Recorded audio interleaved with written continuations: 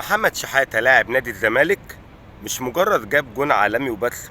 محمد شحاتة لاعب نادي الزمالك لازم ياخد حقه في الجون ده، لان الجون ده في حاجات في الكوره كتير لازم نتكلم فيها. ازاي محمد شحاتة ضغط على اللعيب وقدر انه يستخلص منه الكوره من غير ما يعمل فاول. ازاي محمد شحاتة رغم ان اللعيب حاول يعطله هو اقوى واجمد، واقف على رجله، علشان كده اللعيب معرفش يعمل معاه حاجه. ازاي محمد شحاتة عقليته انه خد القرار انه يلعب الكوره من المكان ده في التوقيت ده بالقوه دي، وان تروح زي ما هو عايز. ازاي محمد شحاتة رغم ان الدقيقه 98 ونادي الزمالك كسبان 1-0، ان لو كان وقف على الكوره وعمل زي اي لعيب مصري وقعد يلف حوالين نفسه كان الحكم هيصفر وينهي اللقاء بفوز الزمالك 1-0.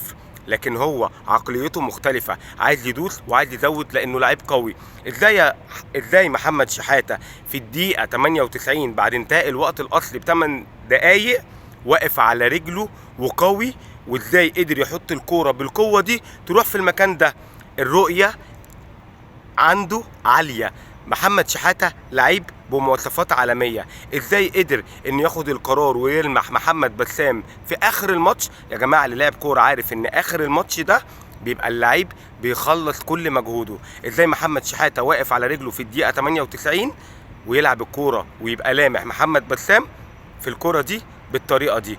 نادي الزمالك عامل للعيبة لياقة بدنية لازم نتكلم، بس احنا هنتكلم على محمد شحاتة على وجه الخصوص لان هو اللي قدر يلعب الكوره دي. محمد شحاتة لعيب عالمي قوي في نادي الزمالك بمواصفات عالميه. الموضوع مش جون عالمي وبس، الموضوع اكبر من كده في الكوره. سلام.